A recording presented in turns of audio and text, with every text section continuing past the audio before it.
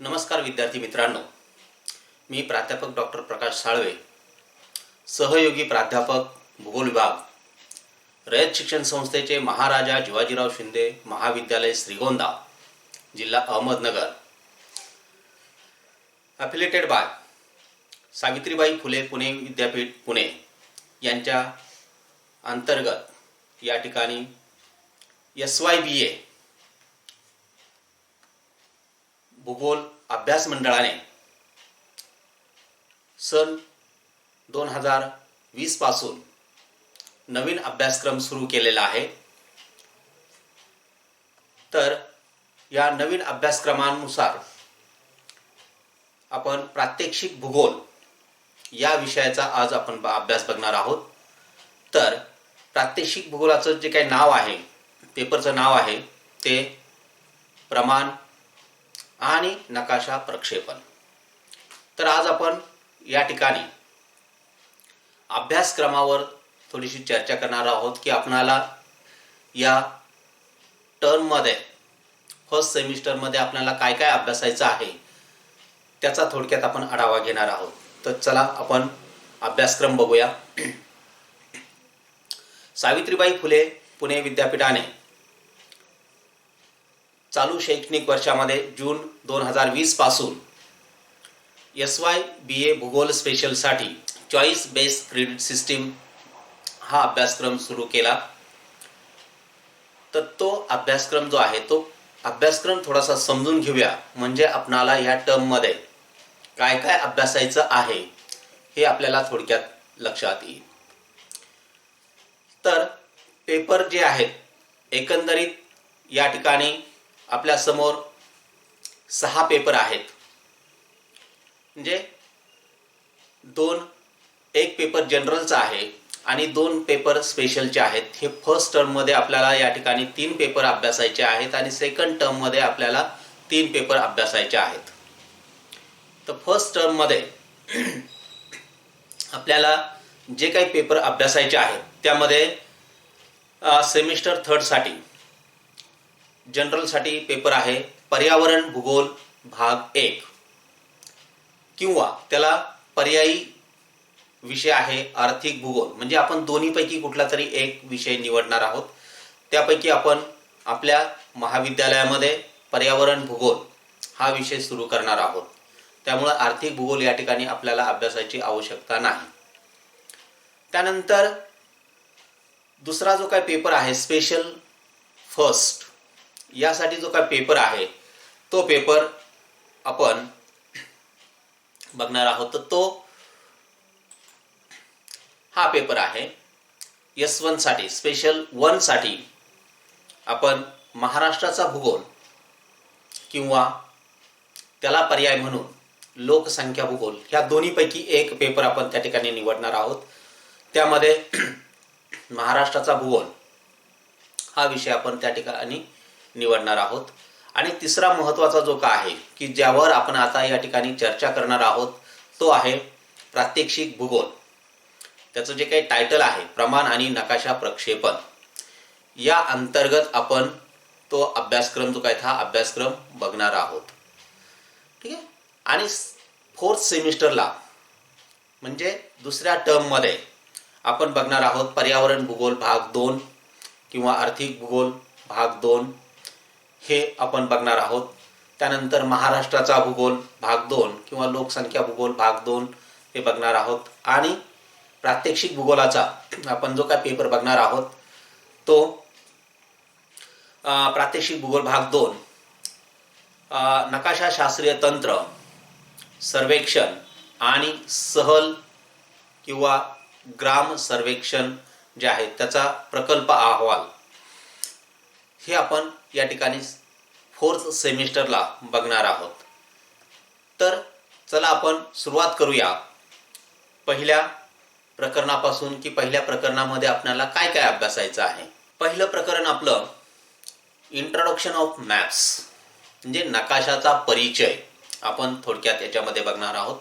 तर नकाशा म्हणजे काय आणि नकाशाचे जे काही वेगवेगळे प्रकार जे आहेत हे प्रकार आपण या ठिकाणी पहिल्या चॅप्टर मध्ये बघणार आहोत। म्हणजे नकाशा कसे तयार केले जातात, त्याचा थोडक्यात आढावा जो आहे तो लहान प्रमाणावरील नकाशे असतील, मोठ्या प्रमाणावरील, ते थोडक्यात आपण बघणार आहोत. तर त्याच्यामध्ये पहिल्यांदा आपण मुद्दा बघणार आहोत की डेफिनेशन ऑफ मॅप्स, नकाशाची व्याख्या. हा मुद्दा आपण त्या ठिकाणी अभ्यासणार आहोत. म्हणजे नकाशा नेमकं कशाला म्हणायचं ते आपण या प्रकरणामध्ये बघणार आहोत. त्यानंतर एलिमेंट्स ऑफ मॅप्स, नकाशाचे जे काही घटक आहेत तर ते घटक कोणते कोणते घटक आपण त्या ठिकाणी अभ्यासणार आहोत. म्हणजे कोणते कोणते घटक आहेत हे आपण थोडक्यात बघणार आहोत. त्यानंतर तिसरा जो काही मुद्दा आहे तो क्लासिफिकेशन ऑफ मॅप, म्हणजे नकाशाचे वर्गीकरण. आता नकाशाचे वर्गीकरण प्रामुख्याने या ठिकाणी दोन पद्धतीने केलेले. एक म्हणजे on the basis of scale, की प्रमाणाच्या आधारावर या ठिकाणी नकाशाचं जे काही वर्गीकरण केलेलं आहे हे नकाशाचं वर्गीकरण आपण बघणार आहोत. त्यामध्ये दोन पुन्हा उपप्रकार पडतात. एक म्हणजे स्मॉल स्केल, की ज्याला आपण लहान प्रमाणावरील नकाशे असं म्हणतो.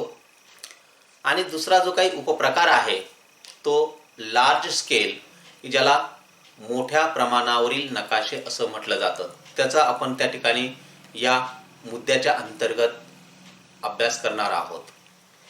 आणि त्यातला दुसरा उपप्रकार जो आहे on the basis of functions, की कार्याच्या आधारे जे काही नकाशाचे प्रकार जे आहेत ते कुठले कुठले प्रकार आहेत ते आपण या ठिकाणी थोडक्यात बघणार आहोत. त्यामध्ये त्याचे दोन उपप्रकार इथे करण्यात आलेले आहेत. एक म्हणजे नैसर्गिक नकाशे आणि दुसरं जे आहे ते कल्चरल, म्हणजे ज्याला आपण सांस्कृतिक नकाशे असं म्हणतो.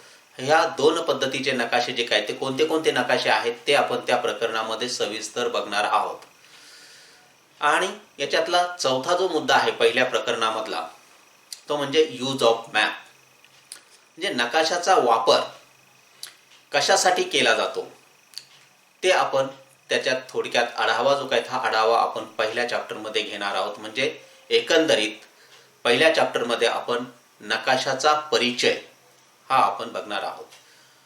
तर दुसरं जे काही प्रकरण जे आहे त्या दुसऱ्या प्रकरणामध्ये आपण बघणार आहोत की मॅप स्केल, म्हणजे नकाशाचं प्रमाण.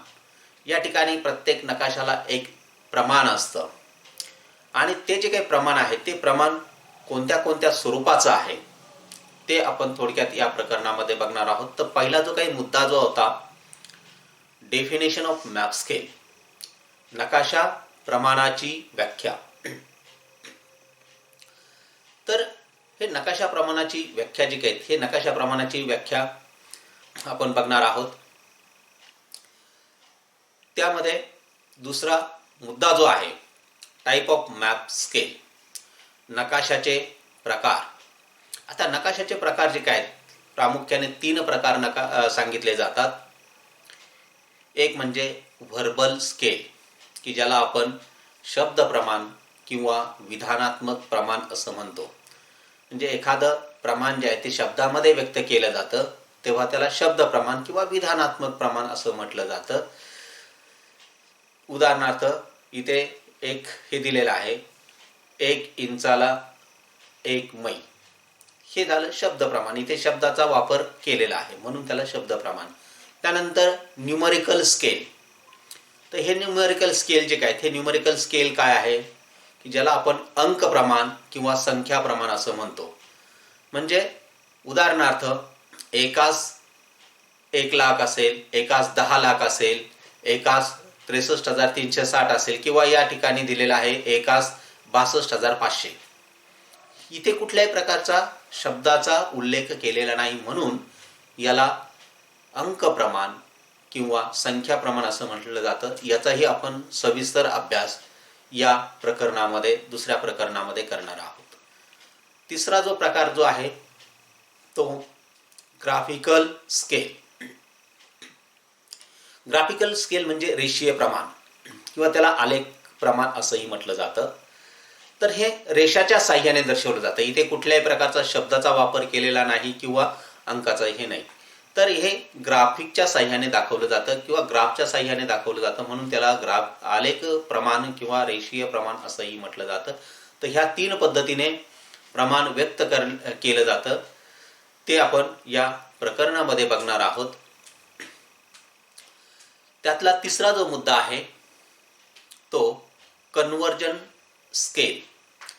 मग आता कन्वर्जन जे काही प्रमाण जे आहेत, प्रमाणाचं रूपांतरण आपण करणार आहोत. तर हे प्रमाणाचं रूपांतर जे काय आहेत म्हणजे verbal scale into numerical scale, की ज्याला आपण शब्द प्रमाणाचं संख्या प्रमाणात किंवा अंक प्रमाणात रूपांतर करणे. मग त्याच्यामध्येही 2 पद्धती आहेत. एक म्हणजे ब्रिटिश मापन पद्धती आणि दुसरी म्हणजे मेट्रिक मापन पद्धती. तर ह्या दोन्ही पद्धतींचं आपण त्या ठिकाणी उदाहरणं जे काही उदाहरणं बघणार आहोत त्या प्रकरणामध्ये किंवा ह्या मुद्द्यामध्ये आपण त्याचा अभ्यास जो काही हा अभ्यास करणार आहोत. Verbal scale to representative fraction, म्हणजे ज्याला RF असं म्हटलं जातं शॉर्टकटमध्ये. तर त्याच्यामध्ये आपण ते थोडक्यात बघणार आहोत. त्यानंतर त्याच्यातला दुसरा जे काही प्रमाण जे आहेत की ज्याचं आपल्याला कन्वर्जन करायचं आहे, रूपांतरण करायचं आहे, ते आपण त्यामध्ये बघणार आहोत. Representative fraction into verbal scale, म्हणजे संख्या प्रमाणाचे शब्द प्रमाणात रूपांतर करणे, हे आपण यामध्ये बघणार आहोत. म्हणजे एकास 10 लाख असेल, एकास 5 लाख असेल, तर त्याचं पुन्हा शब्दामध्ये रूपांतर कसं करायचं याचे सविस्तर अभ्यास आपण या प्रकरणामध्ये करणार आहोत. त्याच्यानंतर चौथा जो मुद्दा आहे या प्रकरणामधला, तर तो construction of simple graphical scale, म्हणजे साधे रेषाप्रमाण किंवा साधी प्रमाणपट्टी तयार करणे. हे जे आहेत हे आपण त्या ठिकाणी करणार आहोत. प्रमाणपट्टी कशी केली जाते ते आपण या प्रकरणामध्ये शिकणार आहोत. आणि ह्या प्रत्येकाचे साधारणपणे 2-2 एक्झाम्पल तरी आपल्याला त्या ठिकाणी, आपण 2 नाही अनेक उदाहरणं घेणार आहोत. ही 10-10, 20-20 उदाहरणं आपण त्यामध्ये घेणार आहोत. पण विद्यापीठाने सांगितलं की at least 2 examples from each points, म्हणजे आपण त्या ठिकाणी अनेक उदाहरणं घेणार आहोत. जोपर्यंत तुम्हाला त्या ठिकाणी ते समजणार नाही तोपर्यंत आपण ते सर्व उदाहरणं पुन्हा पुन्हा सोडवणार आहोत. त्यामुळं इथे 2च दिले म्हणून 2च घ्यायचे असं काही नाही आहे. ठीक आहे. तर आता तिसरं जे काही प्रकरण जे आहे ते तिसरं प्रकरण बेसिक ऑफ मॅप प्रोजेक्शन, नकाशा प्रक्षेपणाचे मूलभूत घटक काय आहे हे आपण या प्रकरणामध्ये थोडक्यात बघणार आहोत.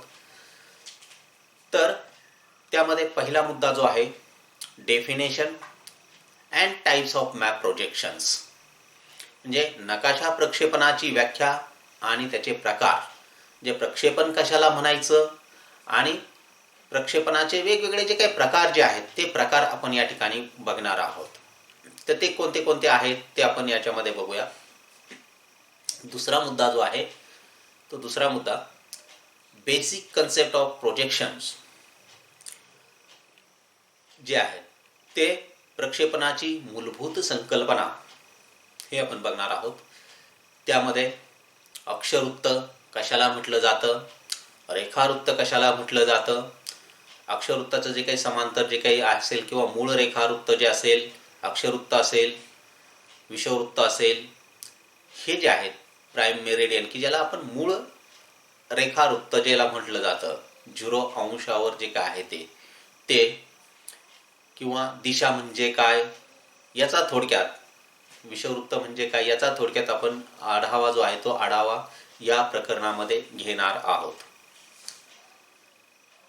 त्यामध्येच पुन्हा तिसरा जे काही मुद्दा जो आहे तो मुद्दा calculation of time based on meridian and Greenwich mean times, calculate of minimum 2 examples, हे विद्यापीठाने सांगितलं. आपण जास्तीत जास्त उदाहरणं जे साधारणपणे 10-15 उदाहरणं घेऊन आपण ते समजून घेणार आहोत की मेरिडियन आणि GMTवर वेळेच्या आधारे जी काही गणना जी काही ही गणना केली जाते. म्हणजे आपल्या भारतामध्ये या ठिकाणी आता 12 वाजलेले आहेत तर अमेरिकेमध्ये त्या ठिकाणी किती वाजलेले आहेत, म्हणजे इतर देशामध्ये वेगवेगळ्या ठिकाणी किती वाजलेले आहेत हे आपणाला त्या ठिकाणी उदाहरणाच्या साहाय्याने सोडवायचं आहे. ते आपणाला याच्यामध्ये कॅल्क्युलेशन्स करायचे आहेत.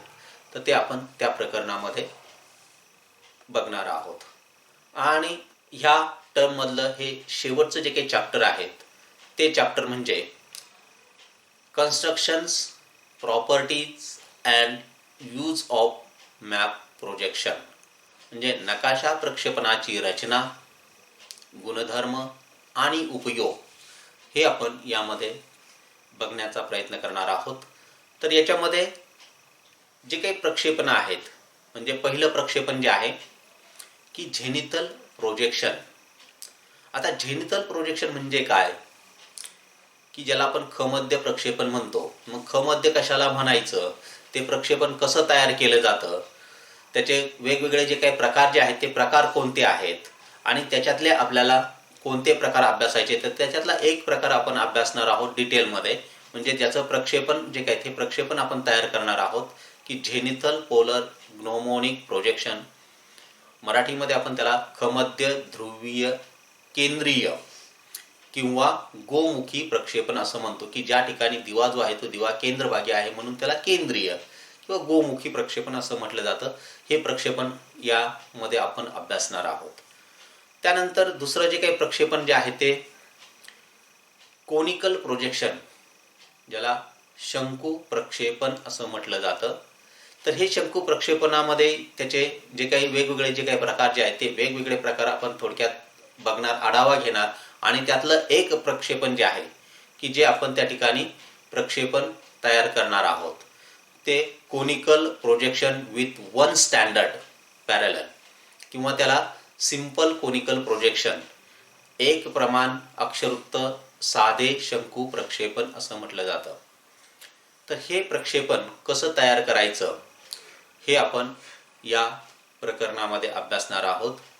आणि शेवटचा जो काही मुद्दा जो आहे तो शेवटचा मुद्दा सिलेंड्रिकल प्रोजेक्शन, की यामध्ये दंडगोल प्रक्षेपण म्हणजे काय, दंडगोल प्रक्षेपणाचे विविध प्रकार कोणते कोणते आहेत ते आपण याच्यात थोडक्यात अभ्यासणार आहोत. आणि त्यातलं आपल्याला फक्त एकच प्रक्षेपण अभ्यासायचं आहे, ते म्हणजे सिलेंड्रिकल इक्वल एरिया प्रोजेक्शन, म्हणजे दंडगोल समक्षेत्र प्रक्षेपण. हे एकच प्रक्षेपण आपल्याला त्या ठिकाणी अभ्यासायचं आहे डिटेलमध्ये. तर अशा पद्धतीने आपण प्रथम सत्रामध्ये, म्हणजे तुमचं सेमिस्टर जे काही थर्ड आहे, फर्स्ट आणि सेकंड सेमिस्टर तुमचं FYBA ला झालं.